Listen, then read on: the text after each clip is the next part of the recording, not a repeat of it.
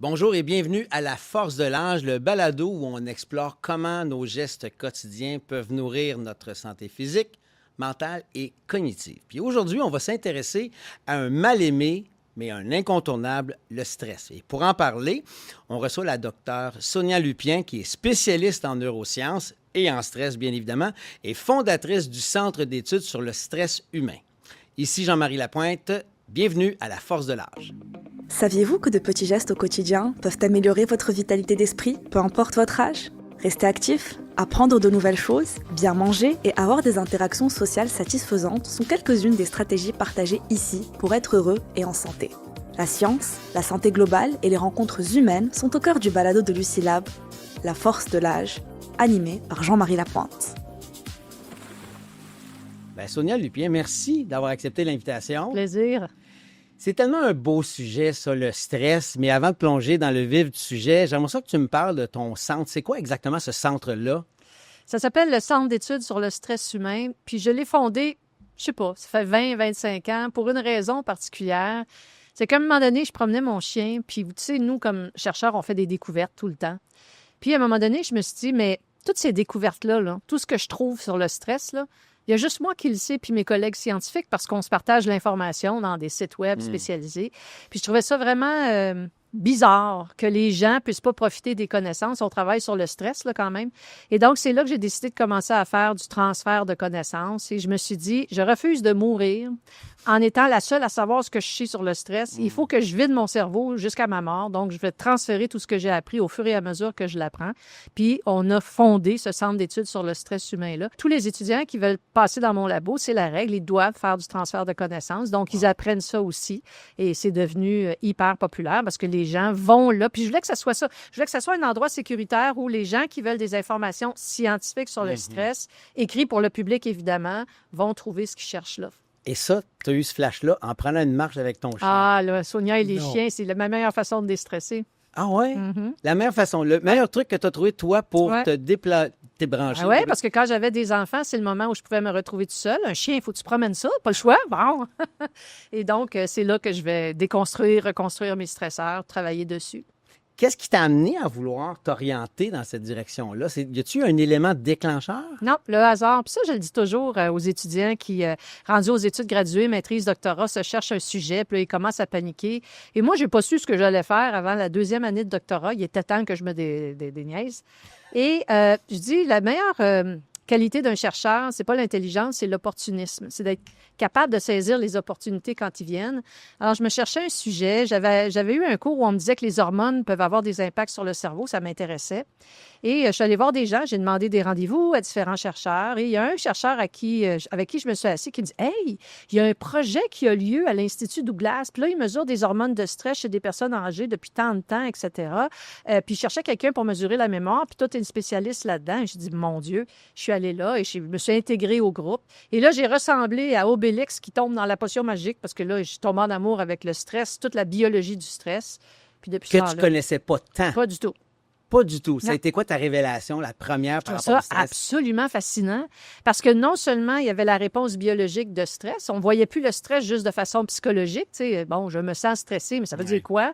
Nous, on travaille sur la réponse biologique de stress et on venait d'apprendre que ça peut avoir un impact sur le cerveau. À ce moment-là de l'histoire, dans la science, écoute, c'est le meilleur moment pour rentrer dans ce monde-là et on a énormément contribué aux connaissances parce que tout était à faire. Il fallait défricher le terrain au complet. Wow! Donc, il n'y a pas tant nécessairement un événement majeur dans ta vie qui Non. était un stresseur, ni dans la vie d'un proche, Non. mais c'est la rencontre avec un spécialiste ou un chercheur. C'est qui? Ouais. Est-ce que tu peux C'est le nommer? Yves Joannette. Je le remercie d'ailleurs d'avoir ouais. pris le temps. C'est important pour les chercheurs de prendre le temps de rencontrer les étudiants. Je le fais beaucoup maintenant pour redonner aux autres ce qu'on m'a donné. Tu sais, tu en es une ambassadrice pour t'écouter à la radio avec ma chum Pénélope, que je salue d'ailleurs. On t'associe au stress, puis la recherche du stress, puis les conséquences du stress. Est-ce que tu vois une évolution, justement, dans la perception du stress par rapport au grand public? Ce qui est fascinant, c'est qu'on a fait tellement de transferts de connaissances dans mon labo. On a tellement parlé du stress de façon scientifique. On a fait des programmes dans les écoles où ça s'appelle le programme Déstress et Progresse. Puis là, à chaque année, on forme des professeurs qui vont former les étudiants de leur classe sur les principes scientifiques pour apprendre à contrôler une réponse de stress en se basant sur la science. Puis on a une espèce de forum où les profs vont partager combien ils en ont entraîné cette année, etc. Mais on est rendu, puis c'est ça qui me fait rire dans ta question, parce que ça fait longtemps que je me pose la question, on est rendu à 125 000 jeunes québécois, francophones, qui ont reçu le programme. Et il n'y a rien qui me fait le plus plaisir quand j'ai un jeune qui dit « Non, non, je m'en vais spinner mon stress. » Je suis comme « Yes! » Mais ce qui est fascinant, c'est qu'on n'a jamais pu intéresser les anglophones. Hein? Moi, je sais pas pourquoi, parce qu'on est moins connus du côté anglais. Alors, je me dis, hey, la meilleure étude que je pourrais faire, c'est d'étudier le stress des jeunes francophones versus des jeunes anglophones, parce que les jeunes francophones commencent à connaître tellement bien le stress, parce qu'on leur a appris. Théoriquement, ils devraient être bien meilleurs pour le gérer que nos jeunes anglophones. Ça fait une belle étude. Mais à ta connaissance, Sonia, est-ce que tu connais des spécialistes anglophones du stress? Ah, il y en a plein. Puis eux Il y en autres, a ils plein, transmettent plein. pas leurs connaissances C'est à pas tous les chercheurs qui vont faire du transfert de connaissances. Premièrement, ça prend énormément de temps. Et quand tu le fais, tu as un prix à payer. Parce que la recherche scientifique, c'est comme une course, une course de show. Alors, c'est vraiment le nombre d'articles que tu vas publier. Ouais. Chaque article, c'est une découverte. Et tu vas avoir des promotions en fonction de ton dossier de recherche. Mhm. Quand j'ai décidé de faire du transfert de connaissances, je savais pertinemment bien que mon dossier de recherche allait être beaucoup moins compétitif que celui de mes collègues. Il l'est resté, bien évidemment, mais c'est une décision éclairée que j'ai prise en me disant, ben moi, c'est le chemin que je veux prendre. Je veux que ça serve à quelque chose. Donc, c'est pas tout le monde qui prend cette décision-là. Oui, mais tu es publié en anglais? Oui, je suis absolument publiée en anglais. J'ai encore un excellent dossier de recherche, mais c'est pas tous mes collègues qui vont choisir et qui sont capables de le faire aussi. Oui, mais ton centre de recherche pourrait avoir une division anglophone. Il y en a une. Bon. Mais là, Ça il a manque l'air le des bout. intéressés. Les anglophones ne sont pas stressés. Qu'est-ce que tu veux? Ils sont pas stressés. Je sais Ah, ben pas. c'est ça. C'est ça.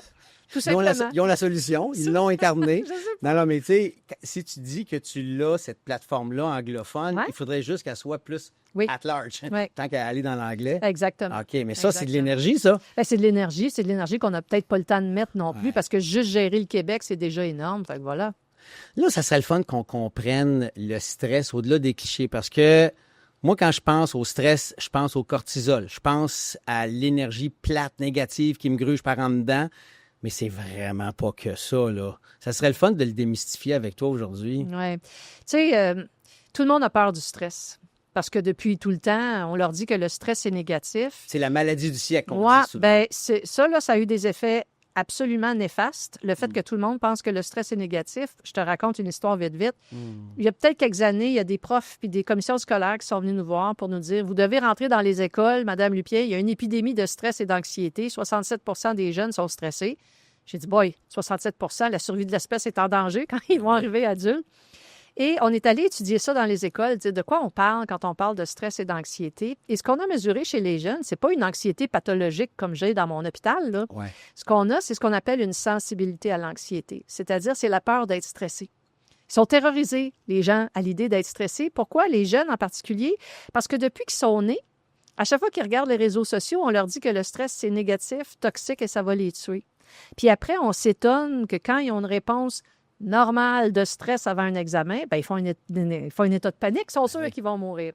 Et ça, c'est la faute des chercheurs. Et c'est la faute des médias. Et ça, j'ai aucun problème à le dire. Les chercheurs, pourquoi? Parce qu'on a juste étudié les effets négatifs du stress et les journalistes rapportent nos résultats. Alors, depuis que... Et pourquoi nous, on a étudié juste les effets négatifs? Parce que si demain, moi, je fais une demande de subvention pour payer mes études en étudiant les effets positifs de stress, ils vont jamais me donner l'argent. Ma job, c'est de régler un problème. Ouais, ouais. Et donc, on n'a jamais étudié les effets positifs. Et là, de plus en plus, on commence dans mon labo à dire, OK, non, on voit les effets pervers de ça. Et je viens d'obtenir ma première subvention à vie avec cet argument-là. Là, on a un problème de santé publique qui est de notre faute. Il faut changer les perceptions et commencer à dire aux gens que le stress, ça peut aussi être positif. Parce que, comme je le dis toujours, le cerveau, il est là pour t'aider à survivre. Ouais. Il n'est pas là pour t'écœurer. Et donc, pensez-vous sincèrement que le cerveau a créé le stress pour nous faire la vie dure? Tu sais, comme s'il disait, je vais envoyer un stresseur à Jean-Marie. Ah! Mais non, pourquoi il ferait ça? Ben non. Et donc, la réponse de stress, elle est essentielle à la survie. À long terme, elle va être fatigante. Pourquoi? Parce que c'est les effets secondaires du stress qui nous énervent, les problèmes de digestion, les muscles endoloris, etc. C'est exactement les mêmes effets secondaires que le pharmacien pourrait te dire que tu vas avoir s'il te donne un médicament pour ton diabète, mettons. OK. Donc, ton médicament pour le diabète, tu en as besoin, c'est comme le stress. Mais il peut te donner des effets secondaires. Bien, il y a les effets secondaires du stress qui sont les effets négatifs qu'on connaît tellement. Bien, reviens avec l'exemple de l'étudiante qui arrive devant son examen, il y a un trac, il est nerveux, whatever, puis là, il stresse, puis là, ça déclenche l'anxiété. Alors, en quoi ce stress-là peut être positif? Bien, pourquoi? Bien, c'est très, très simple.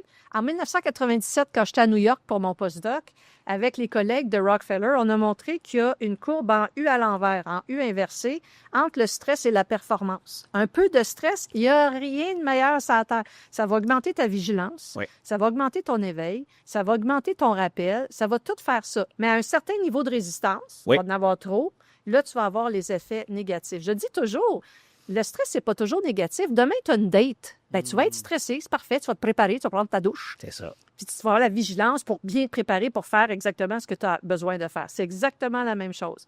Donc, on s'en va dans les écoles maintenant avec nos programmes, puis on est en train de changer les préconceptions de stress pour les rendre positives. Et on va dire, par exemple, aux jeunes qui ont un stresseur avant l'examen, on va dire, écoute, pas compliqué. Si tu dis à ton cerveau, ceci n'est pas un stress, c'est un défi. Tu vois-tu où ce que tu vas te situer? Si tu dis que c'est un défi, tu vas être dans les effets positifs du stress. Mais si tu dis, bon, juste Seigneur, c'est la fin, c'est un stresseur, ton cerveau, il va faire sa job, il va détecter une menace, puis il va produire tellement d'hormones de stress que tu vas être du côté négatif. Dont le cortisol, entre Oui, autres. dont le cortisol, qui est vraiment, pour revenir à ce qu'on disait tantôt, quand on mesure la réponse biologique, là, parce que je ne vous l'ai pas dit, il faut que je vous le dise. Nous, on ne mesure pas le stress psychologiquement, on mesure la réponse biologique de stress. Donc, comment ça fonctionne? C'est très simple. Ton cerveau, c'est un détecteur de menaces. C'est ça, sa job à ton cerveau. Il veut t'aider à survivre. Donc, quand il détecte une menace, il va activer un système très complexe qui va faire qu'ultimement, tu vas produire des hormones de stress. Ouais. La plus connue, c'est le cortisol et c'est la plus intéressante pour nous pour une raison. Il y en a d'autres, il y a l'adrénaline, tout ça, mais pourquoi c'est le cortisol qu'on aime beaucoup? Parce que contrairement à l'adrénaline, le cortisol, c'est un petit snoro, comme on dit. Parce qu'une fois que tu l'as produit, le cortisol va te donner l'énergie. C'est ça une réponse de stress pour combattre ou fuir ta Fight menace. or flight, le célèbre. Sauf que le petit snoro, c'est un espion, cette hormone-là, à l'intérieur d'une période de 10 minutes, c'est vite ça, là, elle va remonter à ton cerveau, pas les autres. Et lorsqu'elle remonte à ton cerveau, l'hormone a une préférence pour les régions de ton cerveau qui sont impliquées dans l'apprentissage et la mémoire. C'est pour ça qu'on a de la misère à performer quand on est stressé, trop. Et la même hormone va avoir une autre préférence pour d'autres régions de ton cerveau qui sont impliquées dans la capacité que tu as de contrôler tes émotions. Et c'est là qu'on a commencé à comprendre comment le stress chronique va nous rendre plus vulnérables pour développer des désordres comme l'anxiété, la dépression. Puis être moins capable de prendre la bonne décision au bon moment. Puis ruminer. Puis de ruminer. Ben, si justement, tu ta courbe, ton U inversé, là, c'est-tu là que ça commence à devenir négatif parce que là, tu rumines, puis là, tu te tapes ça à la tête, puis là, j'aurais pas dû poser cette question à la telle fille ou dans mon discours, dans ma préparation. Ouais. C'est la rumination qui commence à être un point de bascule. Non, parce que ça, Non? c'est un stress aigu. OK. La rumination, c'est un stress chronique. OK. Donc, ta réponse aiguë, elle peut devenir chronique. Elle peut devenir chronique dans le temps. Donc, tu as un stresseur que tu n'as pas réglé. OK? Ouais. Puis là, tu dis, ben non, il va s'en aller. Mais ça ne va pas, ton stresseur. Fait qu'à chaque jour, sache une chose. À chaque fois que ton cerveau va détecter une menace, quelle qu'elle soit, menace à quelqu'un qui menace ton ego, quelqu'un qui, whatever, il va produire des réponses de stress. Il ne va pas dire, ben non, c'est juste la même chose que d'habitude. Ben non. La job de ton cerveau, c'est d'assurer la survie. Il ne prendra pas de chance. Fait qu'à chaque fois, mais là, toi, tu n'as pas réglé ton stresseur. Fait qu'il part, ça remonte au cerveau. Il remonte au cerveau. Qu'est-ce qui va arriver? C'est qu'à force de remonter à ton cerveau, toi, tu continues à rien faire parce que tu te mets la tête dans le sable, tu dis non, tout va bien. Ouais. Ton cerveau va activer ton hamster qui va te faire ruminer la nuit. Hein, mon Dieu Seigneur, qu'est-ce qui va arriver, etc. Et ce qui me fascine, c'est que les gens sont terrorisés par leur hamster de la même façon qu'ils sont terrorisés par le stress. Mais ton hamster, c'est ton meilleur ami. Encore une fois, le cerveau, il n'a pas créé l'hamster pour t'écœurer. Mais là, tu le mets ami avec toi comment? Comment tu non, mais entretiens il faut la que tu relation? comprennes pourquoi il est là. Il ne faut pas t'en aies peur. C'est ça l'affaire. Pourquoi est-ce que tu as un hamster? C'est quoi un hamster qui te réveille à 2 heures le matin pour te faire ruminer? Ce n'est rien d'autre que ton cerveau qui a détecté une menace que tu n'as pas encore négociée. Et je te jure que tant et aussi longtemps que tu ne vas pas négocier la menace, ton hamster va faire sa job, il va popper à 2 heures du matin avec son petit drapeau rouge. Il y a un mammouth, il y a un mammouth, il y a un... Et tant aussi longtemps. Souvent, les gens disent saut. Je sais que je suis stressée, mais je ne sais pas pourquoi. Ouais. Je leur dis pas compliqué. La prochaine fois que ton hamster va te réveiller à 2 heures du matin, au lieu de tout faire pour le faire taire, écoute qu'est-ce qu'il a à te dire. Il est là, ton stresseur. C'est ça qu'il essaye de te dire depuis le début. Donc, c'est comme ça que tu transformes ta relation avec. Oui. Tu deviens ami avec. Ben, tu deviens ami, tu l'écoutes, puis tu Ouais. dis, OK, il est là, mon stresseur. Je vais essayer de commencer à essayer de gérer ça, puis de trouver des solutions. À part la méditation, le yoga, la thérapie, quels sont les trucs que tu as découverts, que tu as développés, puis que tu enseignes pour justement prendre le stress puis d'en faire un ami? Je souris parce que je suis connue, pas pour être anti-yoga, mais je suis la dernière personne au monde. Fait que je ne voudrais pas qu'on m'associe. On n'a pas une commandite, C'est hein, la tu peux le dernière dire. personne au monde qui vous dirait faites du yoga, faites de la méditation pour le stress. Pour 2 raisons. La première, il n'y a aucune méthode universelle pour négocier le stress. Il n'y en aura jamais. C'est ce qui fait qu'on va survivre. Si on avait toute la main et on ne pouvait pas la faire, on serait tous morts. Ah Pas ouais, payant, right? c'est bon. Et le yoga, la méditation, tout ça, ça a été démontré très, très, très à la mode. C'est beau, c'est correct. Le problème, c'est que les gens vont commencer à penser que c'est une méthode universelle. Je te donne une étude très simple qui a été faite et qui dit tout, en fait. En Grande-Bretagne, ils ont dit la méditation en pleine conscience, c'est merveilleux. On met ça dans nos écoles pour déstresser nos jeunes de façon obligatoire. Fait qu'ils rentrent la méditation en pleine conscience dans toutes les écoles élémentaires et secondaires. Et là, tout va bien, Madame la Marquise. Ce sont les Australiens chercheurs, parce que les British ne l'auraient pas fait. Je dis, c'est chez eux. Les Australiens viennent et disent, hey, expérience de la nature, on va regarder qu'est-ce que ça donne. C'est-tu si bon que ça? Et ce qui était intéressant, quand ils ont fait l'étude, ils ont demandé aux professeurs, pensez-vous que c'est bon pour les étudiants? Ah oui, c'est très, très bon. Et ils demandaient aux étudiants. Puis ils regardaient ce que ça faisait sur l'anxiété, la dépression, tout ça. Ce qu'ils ont montré, c'est que la méditation, pleine conscience, c'est bon Mhm. chez 50 des jeunes.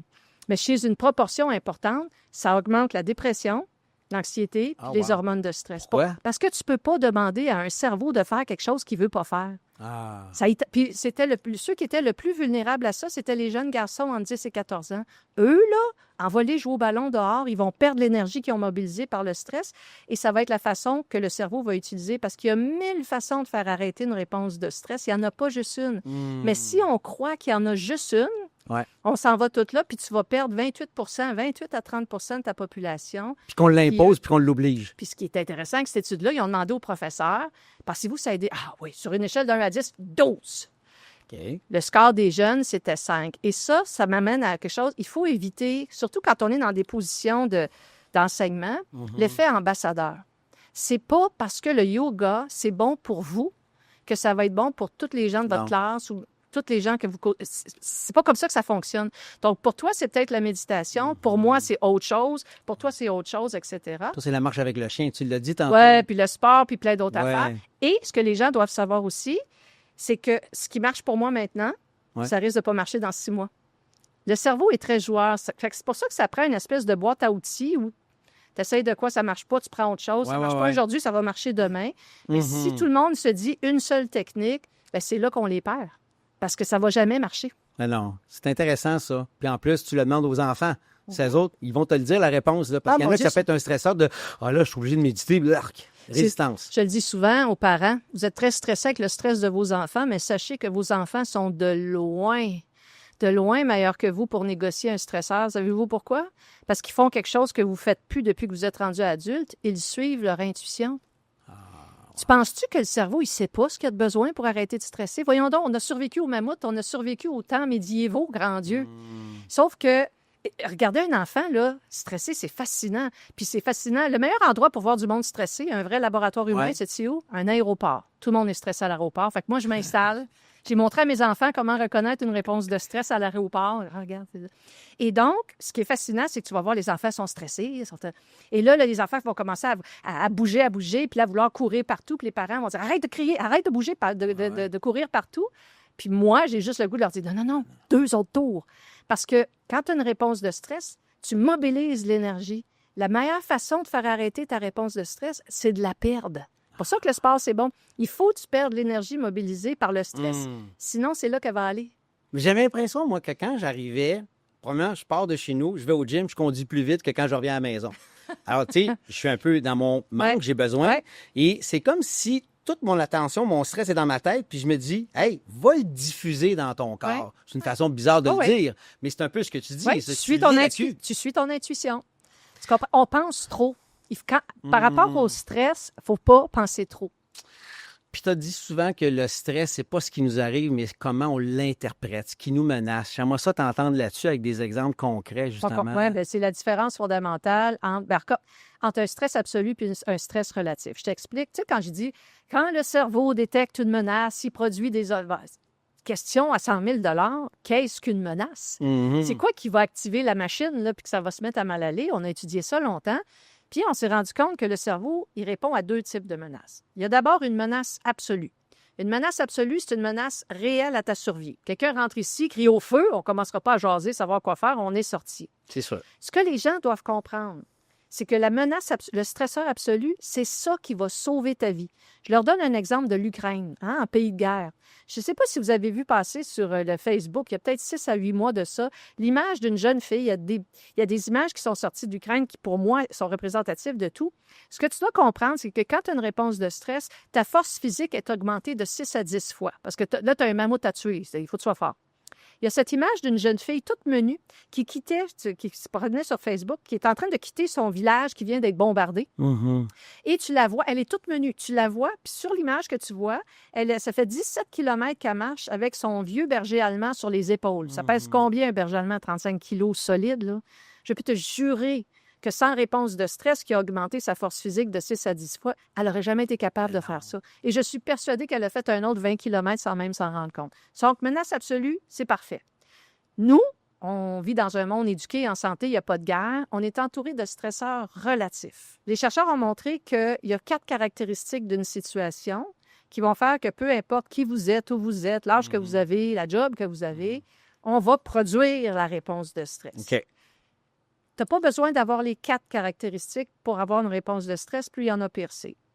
Alors, il faut que tu aies l'impression de ne pas avoir le contrôle sur la situation. OK. L'impression, c'est important.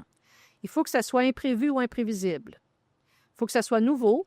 Et il faut que ton ego, ta personnalité, se sente menacée. Par exemple, quelqu'un, Jean-Marie, qui met en question ta capacité de bien faire ton travail d'intervieweur devant des collègues, tu vas aller au gym. Ouais. Filé. Ouais. Et l'acronyme qu'on utilise, c'est le stress, c'est du ciné, contrôle faible, imprévisibilité, nouveauté, ego menacé. Sauf que ça se peut que tu entendes un autre acronyme, parce que quand on est allé faire des programmes dans les écoles, j'ai adoré travailler avec des ados, parce que c'est franc, un ado, ça dit toujours la vérité. Okay. Ils m'ont dit, ton acronyme ciné, c'est quétaine. Ciné, c'est quétaine. Bon, nous, on pensait au cinéma maison, au cinéma mental. Les autres, ils pensaient à rien pantoute. Non. Fait que je suis allée promener le chien. Et je leur ai trouvé un acronyme qui est Spin ton stress. Donc, si vous avez un cerveau d'adolescent, vous pouvez utiliser Spin ton stress, c'est pareil.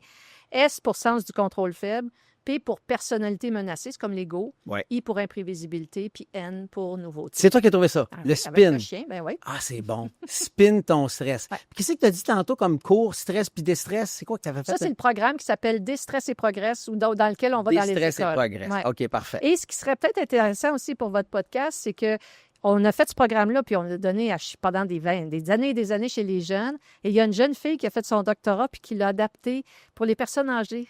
Et on a fait la première formation, je pense, la semaine passée. Ça s'appelle « Je déstresse en sagesse ». C'est tellement le fun. Donc, toutes les personnes qui travaillent auprès des personnes âgées dans des RPA, des CHSLD, whatever, peuvent prendre la formation qu'on donne une fois par année. Puis ensuite, puis les personnes âgées, ils adorent ce programme-là. Wow! Ça, c'est nouveau, ça. Oui, ça avait sorti il y a peut-être un mois. Et qui peut prendre cette formation-là? C'est n'importe quel professionnel de la santé ou de l'éducation qui travaille auprès des personnes âgées. Donc, je ne sais pas, moi, tu travailles dans un RPA, peu importe. Et donc, des gens qui sont bénévoles aussi, qui disent « Hey, moi, je vais faire du bénévolat dans une résidence de personnes âgées, je pourrais faire ça. » Absolument. Et quiconque qui est aussi en relation d'aide. Oui, mais c'est vraiment fait pour un groupe. Ah, OK. C'est vraiment fait, c'est des ateliers en groupe qu'on fait, là, donc c'est plus difficile. J'aime beaucoup ton spin, ta ciné, puis j'aime tes acronymes, mais tu as aussi les 5 règles pour bien stresser. Là, on y va dans la courbe positive. Là. Oui. C'est quoi ces 5 règles-là? Et ça, ces 5 règles-là, je les ai sorties pour les jeunes. Maintenant qu'on va dans les écoles, on dit, OK, là, on va arrêter d'avoir peur du stress, là, parce que vous avez tout pété aux frettes, là, ça arrête ça. Là. Et je leur apprends à bien stresser. Il y a une façon de bien stresser. Pas compliqué, là. Il y a 5 règles pour bien stresser. La première, il faut accepter d'être alarmé. Une réponse de stress, c'est juste ton cerveau qui a détecté quelque chose. C'est-à-dire, un système d'alarme passe, ça ne veut pas dire qu'il y a le feu. Non. OK? Et donc, il faut accepter juste d'être alarmé. Je veux dire, quand tu conduis sur la route puis tu entends une ambulance, tu entends une ambulance. Ah ouais. C'est tout. Donc, de juste, mettons, tu es devant un examen, Puis là, tu sens que tu as une réponse de stress. Ce n'est qu'une réponse de stress. Tu ne vas l'acceptation oui, de... tu ne vas pas mourir. C'est ton C'est cerveau bon. qui dit « Oh, tu sais pas c'est quoi les questions, c'est imprévisible. Ben oui. C'est correct, c'est tout, c'est fini. » Ensuite, non seulement il faut accepter la menace, mais il faut accepter de ne pas toujours être alarmé. Donc, oui, tu te dis qu'il y a une menace, ça ne veut pas dire que la Terre va arrêter de tourner. Je te donne un exemple. Tu es chez toi, ça sent le feu. Ça ne veut pas dire qu'il y a un feu. C'est peut-être ton, je sais pas, ton coloc qui a oublié des toasts dans le toaster, tu comprends? Ouais. Donc, il faut que tu te donnes toujours un temps de dire « Wow, minute », parce que là, on part en vrille tout de suite. Puis là, on est prêt à prendre des décisions pour arrêter de stresser, divorcer, faire tuer le chien, vendre le 4 roues, je sais pas quoi. Puis les gens... Toujours des conséquences tout le épouvantables. temps, là. mais là, on veut tout de suite arrêter ça. Catastrophe. Donc, ça, c'est la première chose. Le troisième, bien, c'est exactement ce dont on parle. Voir la situation comme étant un défi plutôt que comme étant un stresseur. Ouais, ou Et une calamité. Vous mettons. n'avez aucune idée à quel point ça... Le cerveau, il va suivre qu'est-ce que vous allez lui dire. Alors, si vous lui dites « c'est un stress impossible », bien, il est parti, mon kiki. C'est sûr. Tandis que... Et souvent, je dis aux parents, l'endroit le plus dangereux de votre maison, savez-vous c'est quoi pour le stress de votre enfant? C'est la table de la salle à dîner. Parce que vous n'avez aucune idée ce qu'un enfant peut apprendre par ce qu'on appelle l'apprentissage vicariant, c'est-à-dire en vous écoutant parler. Il ne fait pas volontairement son cerveau.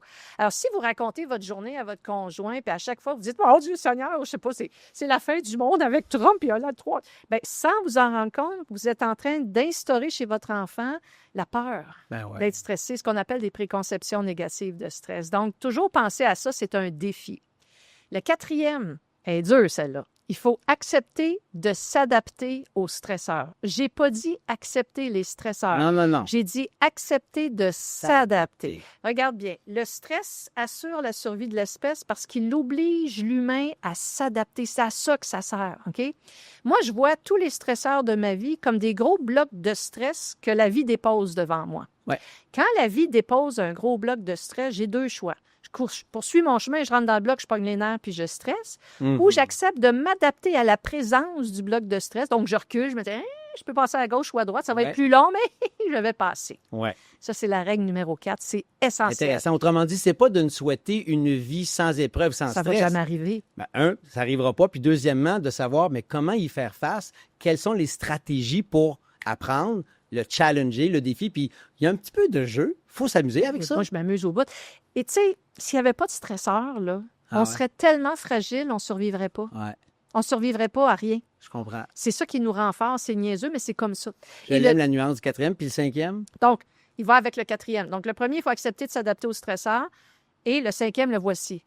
En acceptant de s'adapter au stresseur, il faut accepter de faire des erreurs. J'ai assez hâte que toutes les écoles et les jeunes au monde sachent ça. Il faut accepter de faire des erreurs. Un cerveau qui ne fait pas d'erreurs ne peut pas apprendre. Et comme je le dis souvent aux jeunes, tu n'as aucune idée à quel point ton cerveau trippe quand tu fais une erreur. Il est comme « Ouh! » Si on avait 100 toujours partout, voyez-vous comment on serait stagnant? Absolument. Le stress, c'est dynamique, c'est de la vie, c'est organique. C'est ça qui fait qu'on a appris quelque chose. Donc, il faut accepter de faire des erreurs. Tu essaies de t'adapter d'une façon, ça ne marche pas. On ne se place pas en position fétale sur le plancher de la cuisine en disant que c'est fini. On se ramasse, puis on en essaye un autre. Puis, à un moment donné, on va... Et c'est pour ça que tous les chercheurs sur le stress le disent. Dans chaque adversité, il y a toujours une opportunité. Sinon, on est mort. Tout le temps. Oui. Mais là, ça, tu le dis, c'est facile. Là, je fais des liens, mais les gens qui ont des vies de fous, beaucoup, on en fait partie, on est rempli de A à Z. Comment intégrer ces principes-là dans une routine bien établie? Qu'est-ce que tu suggères pour commencer à aider les gens à jouer avec le stress? Je suis la dernière. C'est bien. J'aime ça, jouer avec le stress. J'aime ça le terme. Je peux-tu te le prendre? Je te l'emprunter, merci. Je suis la dernière personne au monde qui dirait les 12 façons d'arrêter ou, tu sais, vraiment un programme de rétablissement. Pas de méthode, hein? Non, sais-tu pourquoi? Parce qu'il y a des gens très différents. Fait que, comme je te dis, c'est stress égale différence individuelle. Casse-toi pas la tête, c'est clair. OK. Je pense sincèrement, c'est de comprendre comment le stress fonctionne, sans farce. Quand tu sais comment ça marche, la bébite, là, c'est facile de la contrôler. C'est juste un cerveau humain, finalement. C'est pas... Tu sais, le stress, c'est pas une grosse bête poilue qui nous attaque de l'extérieur. Comme je le dis, restez chez vous puis ruminez assez longtemps. Vous allez vous produire assez de cortisol pour vous tuer tout seul dans votre salon, là. Mais il faut que tu le comprennes, ça. Et je sais, les humains, pour les avoir étudiés depuis si longtemps, quand ils comprennent, quand il y a Là, ils disent... Ben, le OK, U, c'est une belle oui, façon de déclencher quelque chose. exact. Tu sais, aller au gym pour faire une sport, se sentir bien. Moi, je ne vais jamais au gym me sentir. Je vais au gym pour déstresser. Ouais, ouais. Si je suis stressée, c'est sûr, je monte les 5 étages chez nous. Je veux dire, je le sais pourquoi je le fais. Fait que c'est pas pesant. Parce que ça n'arrive pas tout le temps. Fait que des fois, je le fais, des fois, je le fais. C'est de rester organique là-dedans, puis juste de dire, je le connais bien. C'est pour ça que j'ai écrit plein de livres de vulgarisation scientifique, pour que les gens comprennent exactement comment fonctionne la bête. Puis en se rendant compte que c'est pas leur ennemi, la bête. Elle est là pour les aider, mais il faut comprendre puis dire, OK. Là, Mais c'est tellement imagé que je vois les cartoons. Je verrais des bandes dessinées. Sonia Lupien fait la bande dessinée. Non, mais autant pour les adultes, je veux dire, Achille Talon, moi, j'en ai lu des bandes dessinées avec des espèces de bulles épaisses de même. C'était pas pour les petits-enfants. Donc, il y aurait une façon de faire une bande dessinée sur le j'ai stress. plein d'idées. C'est juste, moi, je suis le bonhomme allumette, je suis pas capable. Mais tu sais, pour les enfants, il y avait d'espèces deux personnages. Quand je promène le chien, je pense, tu as Stress, qui est tout échevelé, puis là, tu as Déstress, qui a la bac coiffe. Je dis, il y a plein de choses que tu peux faire avec. Pour justement, le plus beau cadeau qu'on m'a fait, dans une conférence publique, une dame qui est venue me voir et elle dit, Madame Lupien, vous parlez du stress d'une manière qui est réconfortante. C'est la plus belle chose qu'on n'aurait jamais pu me dire. Puis c'est exactement ça que je veux. Il ne faut pas avoir peur de la dite chose. C'est là que ça va mal aller. C'est juste une réponse normale qu'il faut comprendre. Ça reste un peu révolutionnaire quand même de parler du stress positif, de jouer avec le stress, de s'amuser avec ça. C'est pas le discours qu'on entend dans les médias, puis dans les revues, dans les magazines, dans les petits Reader's Digest. C'est rare qu'on en parle de même. Mais on ne parle pas assez des chercheurs, parce que c'est pas les chercheurs qui disent ça. Tu comprends? Fait que, tu sais, vous êtes stressé, achetez telle chose, utilisez mon programme. C'est pour ça que je ne ferai jamais de programme. Je ne veux pas faire de programme. Ça fait partie de la connaissance humaine. Tu comprends? Mais je te lance l'idée, en fait, la bande dessinée. Je veux dire, si tu dessines comme un pion, il y en a des artistes qui pourraient s'amuser avec toi à créer un univers visuel. Puis ça, oui, je serais acheteur. Mais je pense que c'est très user-friendly. Excuse l'expression anglophone. Ça serait facile de pouvoir enseigner avec la bande dessinée. Alors, en vieillissant, est-ce qu'il y a une autre façon de stresser qui s'installe dans nos vies où le stress est le même de la naissance jusqu'à la mort? Tu sais, moi, j'ai fait mon doctorat sur le stress des personnes âgées. Et j'avais même des collègues, des collègues, c'est des chercheurs qui me disaient, mon Dieu Seigneur, Sonia, t'as pas grand-chose à faire. Le stress des personnes âgées, tu sais, pourquoi? Parce qu'on a l'impression que les personnes âgées ne sont pas stressées parce qu'on pense que le stress, c'est la pression du temps. Or, les personnes âgées, on souffre d'âgisme, on pense que ça marche pas vite, ça va pas vite, ce qui est complètement faux, mais bref. Et donc, j'ai beaucoup étudié les personnes âgées et la réponse à ta question, c'est non. Le cerveau, il est économe. Il va pas commencer à dire, OK, t'as 5 ans, t'as ton stresseur, c'est ça, t'as sorti 71. C'est le même ciné chez un 5 ans aussi. Prenons un 5 ans puis un 71 ans. OK. C'est le même ciné qui va les stresser. Sauf que, prenons l'imprévisibilité. Bien, la source de l'imprévisibilité ne sera pas la même. Non. La source de l'imprévisibilité chez le 71 ans, c'est peut-être sa famille a décidé de le placer dans un RPA sans même lui demander si ça lui tentait d'aller dans celui-là. Tandis que la source d'imprévisibilité chez un tout petit, c'est de ne pas savoir s'il va se faire des amis en rentrant à maternelle. Mais c'est quand même l'imprévisibilité. Et donc, c'est important toujours de comprendre ce fameux ciné. Puis si vous avez des personnes âgées autour de vous qui sont stressées, demandez-vous, est-ce qu'elle vit une situation imprévisible? Est-ce qu'elle vit une situation nouvelle? Est-ce que son ego est menacé d'une façon ou d'une autre? Est-ce qu'elle a l'impression d'avoir le contrôle? Vous allez tout comprendre. Puis dans ton corps de petit gars de 5 ans ou de personne plus âgée, 71 ans, cette imprévisibilité-là, elle se vit de la même façon. Bon, oui. Sauf que ce que j'ai montré dans mon doctorat, c'est oui, tu vas produire des hormones de stress. Le cerveau va détecter une menace, blablabla, tu vas produire.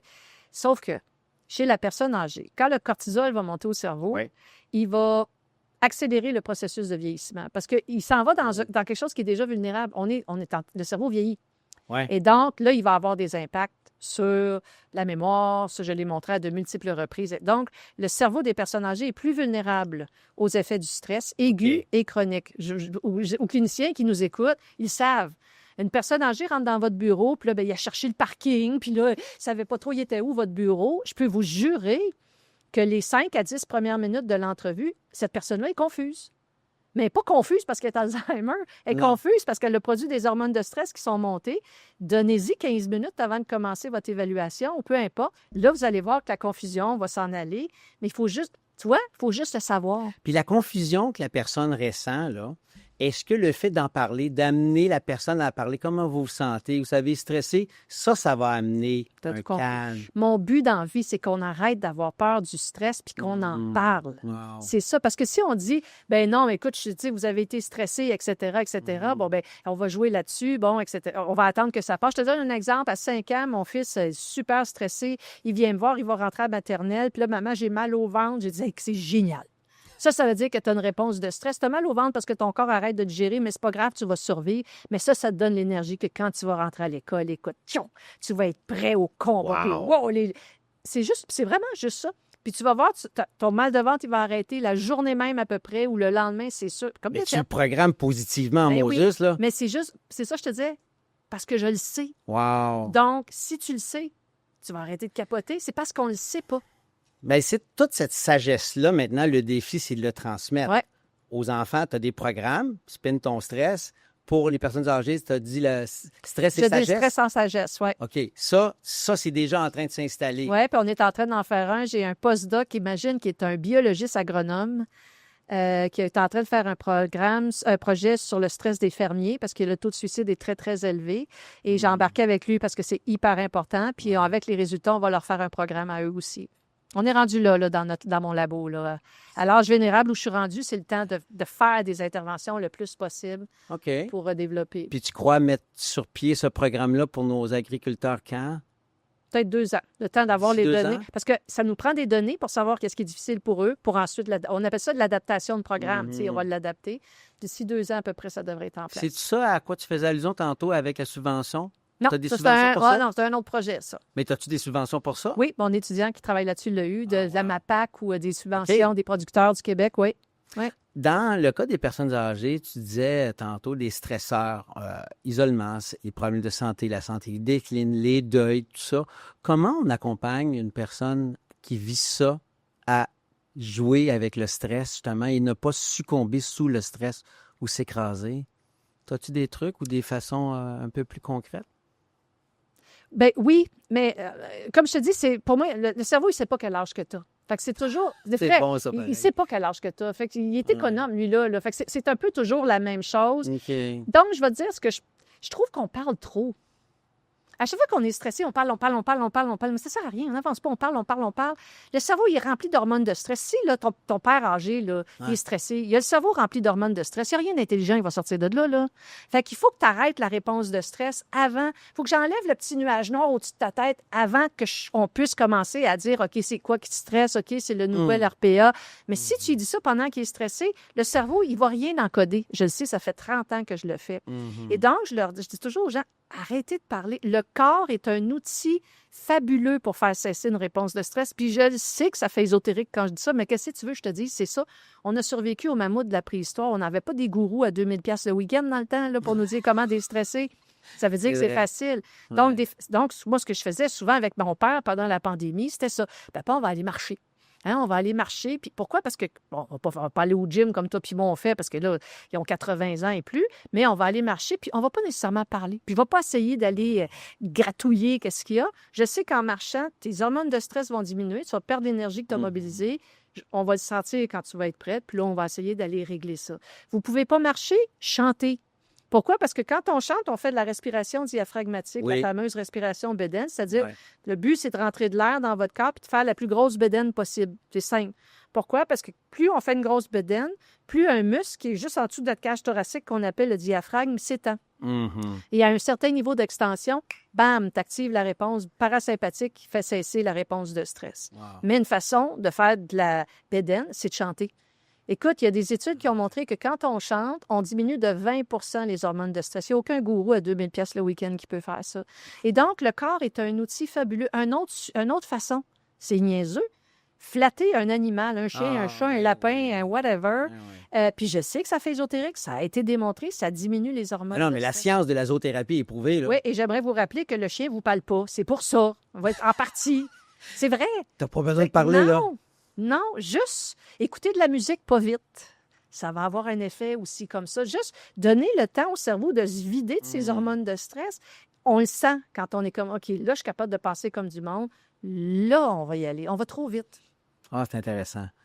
Les gens nous écoutent, les gens nous regardent et beaucoup de gens se sentent dépassés. Quels sont les premiers pas à faire justement pour prendre conscience qu'il y a du stress, du bon et du moins bon? Puis comment on peut leur suggérer différentes plateformes ou d'outils pour jouer avec le stress? Bon, moi là, ce sont, chers auditeurs et auditrices, vos impôts qui payent pour mes études scientifiques. Je vais vous faire votre tour sur l'investissement. C'est pour ça qu'on a fait le centre d'études sur le stress humain. Tu te rappelles, on a commencé avec ça. Surutilisez-le. J'ai rien à vendre. C'est gratos, ça. Je suis chercheur, moi, là j'ai rien à Mais non, vendre. mais Et donc, tout ce qui est là-dessus, ouais. c'est gratuit. Donc, si vous allez sur le centre d'études sur le stress humain, vous allez aller chercher notre magazine officiel qui s'appelle le Mammouth Magazine. OK? Et je pense qu'il y a 25 numéros du Mammouth Magazine. C'est tous nos étudiants, nous autres, qui font tout ça gratuitement. C'est toute la science du stress écrite pour le public. Lisez tous les numéros. Et vous êtes à jour. Vous êtes à jour sur la science du... Il y a des numéros sur tous les sujets possibles et impossibles. Et donc, vous allez comprendre, vous imprimez ça, puis là, vous lisez ça. Puis après ça, vous en lisez un autre. Avec 25, vous en avez une solide brique. Pour quelques mois. Puis c'est gratuit. Et ça, c'est sur le site. As-tu un acronyme pour le site ou Non, c'est le centre d'études? Non, c'est stresshumain, tout ensemble.ca, tout simplement. Ah, facile. Ouais. Stresshumain.ca. Bon, là aussi pour les anglophones, mais... Ils vont pas. Ils n'en ont pas de stress. C'est réglé, eux autres. Les autres, ils ont tout compris. Hein, les Je ne Anglais. sais pas pourquoi. Wow. OK. Comme mot de la fin, il y a l'expression en anglais, on parle aux Anglais justement, le take-home message. Avec quoi tu aimerais que les gens partent aujourd'hui? Arrêtez d'avoir peur du stress. Votre corps n'est pas là pour vous tuer. C'est votre stress, c'est votre... Oui, à chaque fois que vous allez avoir une petite menace, je sais pas, moi, je sors dehors, quelqu'un me dit, ben ton podcast, mettons, toi, là, tu me dis, ton podcast, c'était bon, mais je trouvais que tu parlais vite. Je vais aller avoir la petite menace à l'ego. Je le sais. Donc, j'ai eu une petite menace à l'ego. Je sais très bien que quand je reparle à l'ascenseur, je dis, en tout cas, franchement, il peut bien faire à ma place. En tout cas, puis là, je sens ma réponse. Puis c'est correct. C'est correct. Puis là, je suis comme, OK, je me donne 10 minutes pour pogner les nerfs. Puis même un timer, moi. Pour ruminer. Même un timer, 10 minutes, rumine. Parce que le cerveau, il aime ça ruminer, on ne sait pas trop pourquoi. Et donc, s'apitoyer sur son sort. On aime donc ça de se faire, j'appelle ça des séances Calimero. Hein? Tu viens de Calimero. Fait que là, je me mets 10 minutes, je m'apitoie sur mon sort, et après, c'est terminé. Je vais en faire autre chose. Tu le fais vraiment. Ah, ben, tu pars une minuterie. Oui. 10 minutes. Hey, pourquoi je souffrirais plus longtemps que ça quand je peux faire autre chose? Parce que mon cerveau, il veut le faire. Je dis, OK, fais-le, mais je ne vais pas te laisser partir en vrille. On va travailler en équipe. Fait que tu le fais. On ne sait pas pourquoi il aime ça faire ça. S'il le fait, il y a une raison. On n'a pas trouvé ça pourquoi. Je le laisse faire. Puis je l'ai fait faire à mes enfants longtemps. Puis après 15 minutes, ben là, je me dis, OK, comment je me sens? J'ai encore du stress. Comment vous allez reconnaître que vous avez encore de stress? Ça te jamme ici. Là. Ça jamme encore. Ben là, je vais chanter. J'ai tellement chanté dans mon auto. Oh, mon Dieu, que j'ai chanté dans mon auto à tue-tête. Je vais aller faire du sport. Je vais aller marcher le chien. Peu importe. La différence, c'est que au lieu de le laisser s'accumuler parce que je ne sais pas contre quoi je me bats, moi, je le connais par cœur, le stress. Fait que je le ventile au fur et à mesure qu'il apparaît. C'est génial. C'est la seule différence entre ceux qui connaissent le stress et ceux qui ne le connaissent pas. C'est que, je comprends, c'est qu'on n'en guérit pas, on ne s'en libère pas. Jamais. Ça s'appelle la vie. Ça s'appelle la vie. Ah non, mais on apprend à danser, on apprend à s'amuser avec. Absolument. Mais bien sûr. Wow, merci. Sonia Lupien, merci. Merci. Merci. Ce qu'on retient aujourd'hui avec Sonia Lupien, c'est que le stress, bien, ça fait partie de la vie et c'est une très bonne chose. Par contre, ce qui fait la différence, c'est notre capacité à le reconnaître, à le comprendre et à l'apprivoiser. Chaque petit pas compte, même en matière de stress. Merci d'avoir été avec nous et on se donne rendez-vous pour un autre épisode de La Force de l'âge. La Force de l'âge est un balado produit et réalisé par Lucie Lab. À l'animation, Jean-Marie Lapointe. À la technique et au montage, Charles-Antoine Chevary. La musique originale a été composée par Timur Leng et le générique d'introduction est une création de Julien Charbonneau. Merci à toute l'équipe et à vous, cher public. Et gardez ça en tête, il n'y a pas d'âge pour prendre soin de soi. Si vous souhaitez améliorer vos habitudes de vie, rendez-vous au luciapp.ca, luciapp.ca. À bientôt!